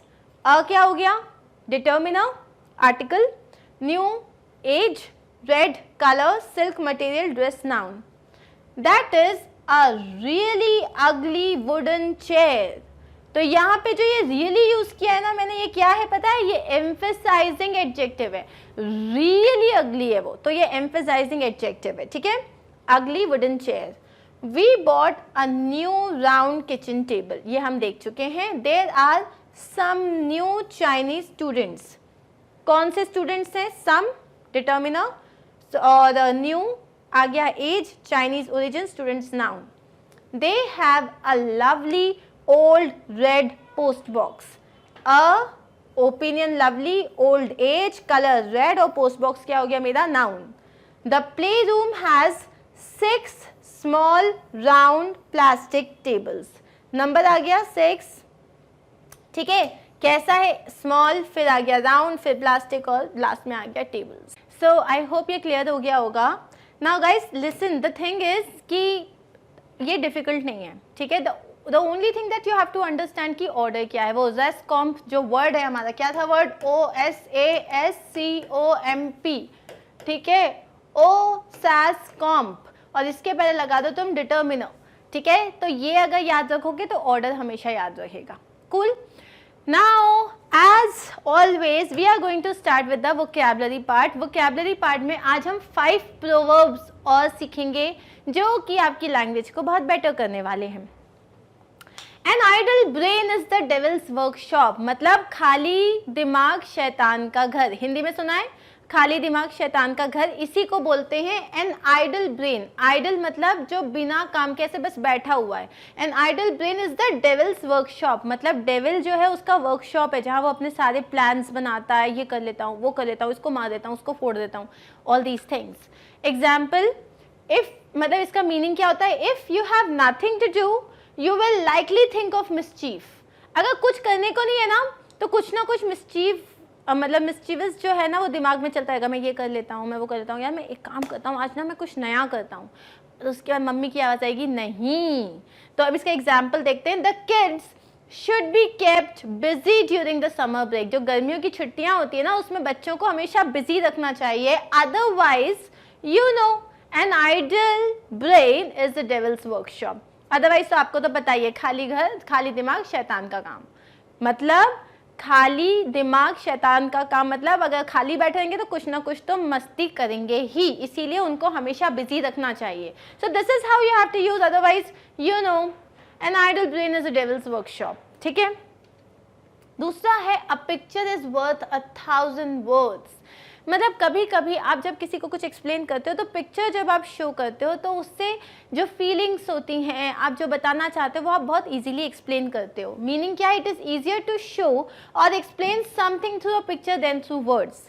ठीक है, आप बताओगे यार वो ऐसी दिखती थी, उसका ऐसा था, उसका ये, उसका वो, उससे अच्छा आप पिक्चर दिखाओगे तो ईजी है ना। तो अ पिक्चर इज वर्थ 1,000 वर्ड्स, मतलब it's easier to explain something through a picture rather than using 1,000 words around it. Example, a picture is worth 1,000 words. It is easier to learn biology through pictures than through reams of text. अब यहाँ मैंने 2 words use किए और एक word मैं आपको explain कर चुकी हूँ। Picture is worth 1,000 words. जब भी आप कोई भी चीज़ जब आप उसको विजुअली समझते हो ना तब आपके दिमाग में जल्दी बैठ जाती है। तो जैसे अगर बायोलॉजी को अगर आप पिक्चर्स के थ्रू समझोगे तो वो आपके दिमाग में जल्दी बैठेगी rather than reams of text. और रीम क्या है, रीम मतलब होता है पेपर, हमने कलेक्टिव नाउन्स में पढ़ा था ये। ठीक है, नेक्स्ट है हमारे पास अपीयरेंसेस कैन बी डिसेप्टिव, मतलब जो जैसा दिखता है वो वैसा होता नहीं है। हो सकता है जो कभी कभी आप किसी को जब देखते हो आपको लगता है अरे इतनी पतली दुबली सी लड़की ये क्या करेगी, पता चला वो माउंटेनियर है। ठीक है, अगर एक लड़की है जिसने मतलब कोई एक बंदा है जो एकदम ही लेट्स से कि है ना चश्मा लगाया हुआ है और वो एकदम ऐसा लगता है बहुत ही पढ़ाकू टाइप का, पता चला कि वो बिल्कुल नहीं पढ़ता, वो तो पार्टी एनिमल है। एक बंदी है जो कि बहुत ही फैशनिस्टा टाइप की लग रही है, high heels and all, and later you got to know that she is maybe some army officer. It's okay, आपके जो लुक्स होते हैं वो डिसेप्टिव, मतलब वो आपको गुमराह कर सकते हैं। एग्जाम्पल, इसका मतलब क्या हुआ, आउटवर्ड अपीयरेंस, मतलब जैसे कि आप दिखते हो may not be what you believe them to be. बिल्कुल ज़रूरी नहीं है कि वो वैसे ही हो जैसे आप चाहते हो कि वो लोग आपको समझें।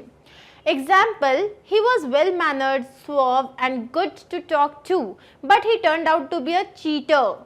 ठीक है, पहले आदमी ने क्या बोला कि अरे तेरे को पता है वो बहुत ही वेल मैनर्ड था, सुआव, ये हमने लास्ट टाइम वोकैबुलरी वर्ड में पढ़ा था। क्या है इसका मतलब, जो बहुत ही वेल मैनर्ड और पॉइज्ड होता है।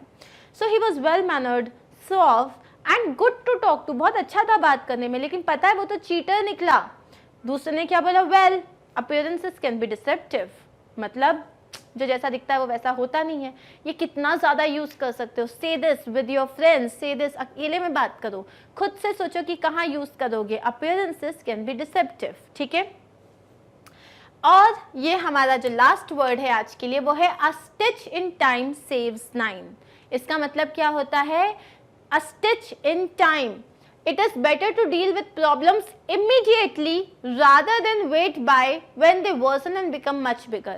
अगर आज कोई प्रॉब्लम आई है अभी अभी डील करो, यानी अरे मैं कर लूँगा, अरे कल देखते हैं, अरे परसों देखते हैं, पता चला वो प्रॉब्लम इतनी बड़ी हो गई बाद में आप उससे डील ही नहीं कर पाओगे। इसीलिए अ स्टिच इन टाइम, मतलब मान लो आज कुछ फट गया है, आज सिल लो, बाद में इतना फट जाएगा कि सिल नहीं पाओगे। ठीक है, सो इसका एग्जाम्पल कैसा होगा, because we anticipated and responded to the possible change in Facebook algorithm, the referral traffic to our website drop much less than what happened to some of our competitors. अब इसको मैं एक दूसरा एग्जाम्पल देती हूँ, example थोड़ा भारी सा है।